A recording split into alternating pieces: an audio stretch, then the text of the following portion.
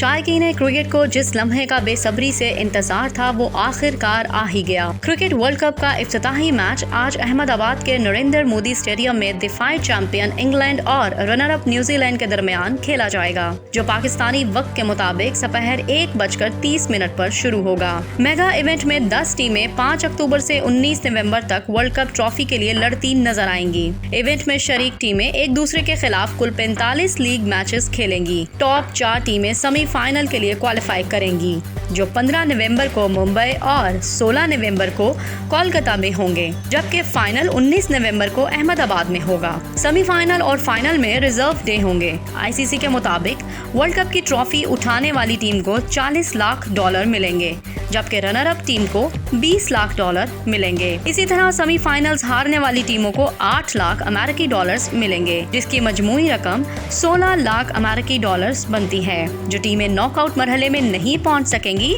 इन टीमों को $1 लाख मिलेंगे, जबकि ग्रुप मरहले के मैचेस जीतने पर टीम को $40,000 मिलेंगे। दूसरी जानिब मीडिया रिपोर्ट्स में वर्ल्ड कप के भारतीय शहर अहमदाबाद में होने वाले मैचेस के दौरान दहशतगर्दी का खतरा जाहिर किया गया है।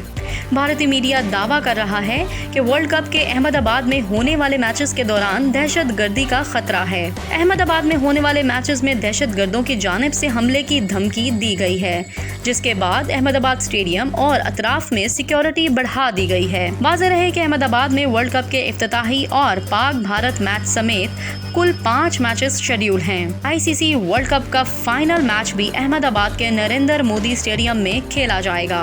पाकिस्तान और भारत के दरमियान वर्ल्ड कप मैच 14 अक्टूबर को अहमदाबाद स्टेडियम में होगा। भारतीय टीम के साबिक कप्तान और स्टार बैटर विराट कोहली भी मैच की टिकटें मांगने वालों से परेशान हो गए।